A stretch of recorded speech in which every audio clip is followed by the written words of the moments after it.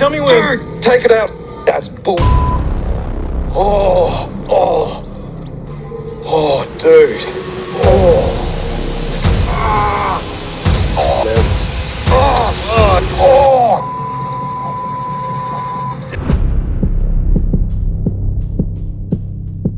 So when we decided to add a shark to the pain index, naturally, everyone, us included, assumed we'd get bitten by a shark.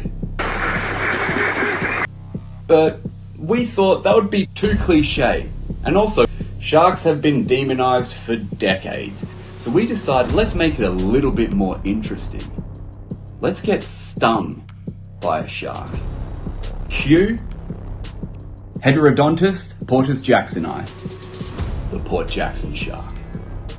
Now this adorable, feisty little bullhead shark is literally found 2 minutes from where I live.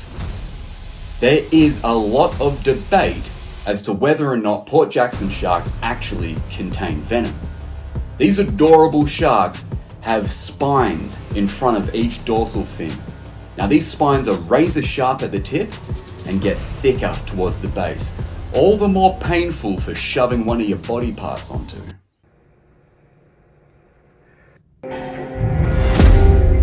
Holy crap. Alright. Good?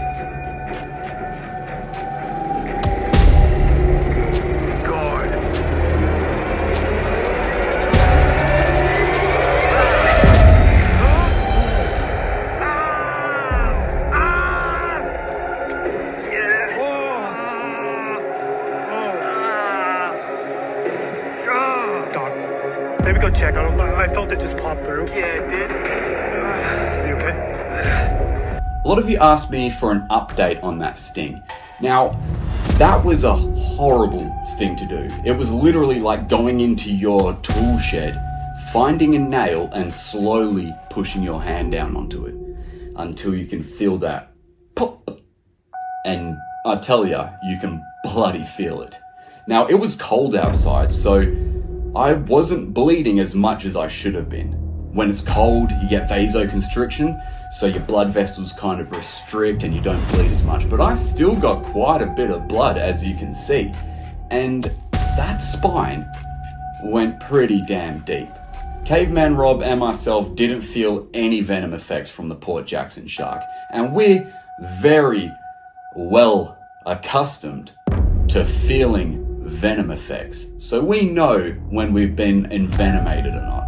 We didn't feel any itching, swelling, any burning. So it's probably safe to say that the Port Jackson shark doesn't contain venom.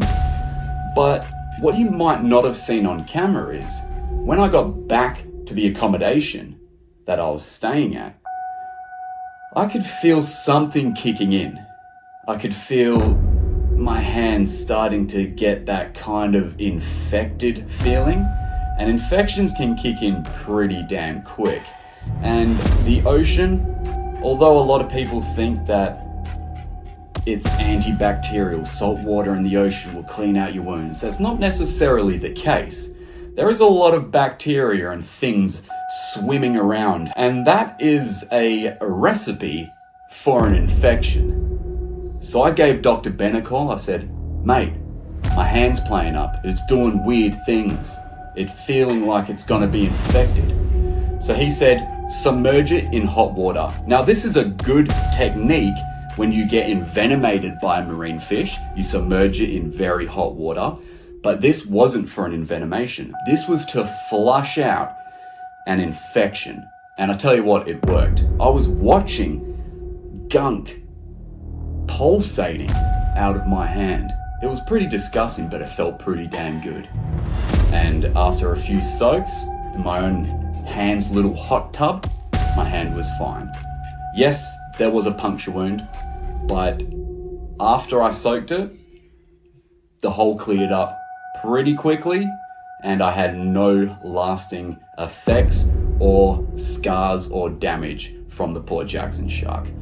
So, for all of yous wondering, did the Port Jackson shark sting leave me with any permanent or lasting damage? The answer is no. And would I get stung by a Port Jackson shark again? The answer is a resounding no. I'm not on Kings of Pain anymore, or at the moment, so there is no need for me to be stung by a Port Jackson shark again, unless it's by accident, which I tell you what, considering they're only found 2 minutes from here, it could happen.